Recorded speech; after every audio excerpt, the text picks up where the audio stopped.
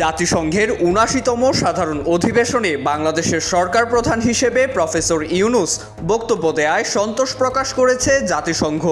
শুক্রবার জাতিসংঘের নিয়মিত ব্রিফিংয়ে প্রফেসর ইউনূসের ভাষণের বিষয়ে দৃষ্টি আকর্ষণ করা হলে নিজেদের সন্তোষের কথা ব্যক্ত করেন মহাসচিব অ্যান্তোনিও গুতেরেসের মুখপাত্র স্টিফেন ডুজারিক। ডক্টর ইউনূস জাতিসংঘের একজন গুরুত্বপূর্ণ অংশীদার। পাশাপাশি তিনি এখন বাংলাদেশের অন্তর্বর্তী সরকারের প্রধান উপদেষ্টা।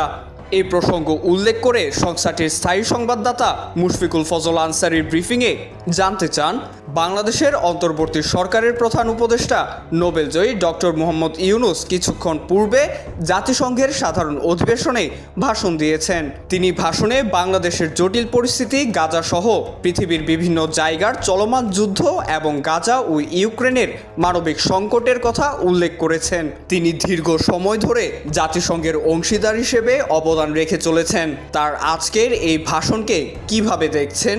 আমার দ্বিতীয় প্রশ্ন হচ্ছে, প্রফেসর ইউনূস এবং জাতিসংঘ মহাসচিবের মধ্যকার বৈঠক নিয়ে আপনার পর্যবেক্ষণ কি জানাবেন?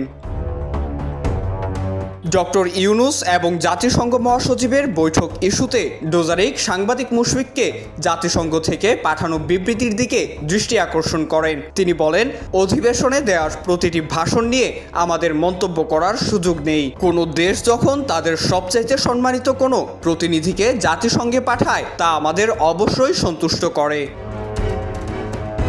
বৃহস্পতিবার জাতিসংঘের মহাসচিব অ্যান্তোনিও গুতেরেসের সঙ্গে প্রধান উপদেষ্টা ডক্টর মোহাম্মদ ইউনূসের বৈঠক অনুষ্ঠিত হয়। বৈঠকে শান্তিরক্ষা মিশনে বাংলাদেশের অংশগ্রহণ সহ জাতিসংঘ এবং বাংলাদেশের মধ্যকার ঘনিষ্ঠ সম্পর্কের বিষয়টিকে সাধুবাদ জানান সংস্থাটির মহাসচিব।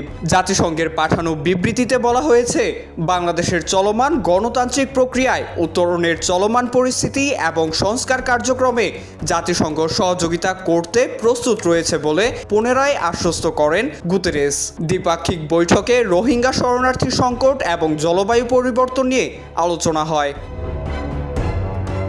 IVTV USA, new York.